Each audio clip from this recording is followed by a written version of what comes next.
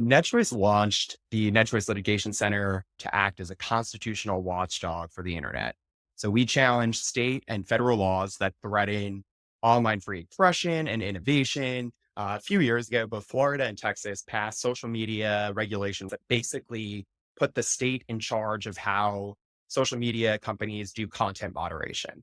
And we challenged these laws as violating the First Amendment, and they ended up at the Supreme Court. I think lawmakers have this sense that because it's the internet, because it's online, but it's not like traditional media, it's not like newspapers, it's not like your library or books or magazines, that because it's the internet, the First Amendment doesn't apply.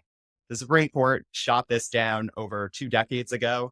It has been very clear that the First Amendment applies fully to online speech. And most recently, it declared that in our two lawsuits that ended up at the Supreme Court in 2024, Moody versus NetChoice and NetChoice versus Paxton. It was building off of precedents that go all the way back decades to when newspapers first had to get to court to stand up for their First Amendment rights. The Supreme Court said, yes, the internet is a new innovation, but that doesn't change the fact that they are engaged in protected editorial discretion. It's so important that we challenge these unconstitutional laws because even though they're well-intended, in reality, not only are they violating the First Amendment, they're also putting people's privacy at risk. We are challenging government control of online speech, whether it's Texas and Florida wanting to control how social media platforms do content moderation, or it's Ohio, Mississippi, Arkansas, Utah, and California trying to control what ideas Americans are allowed to access online.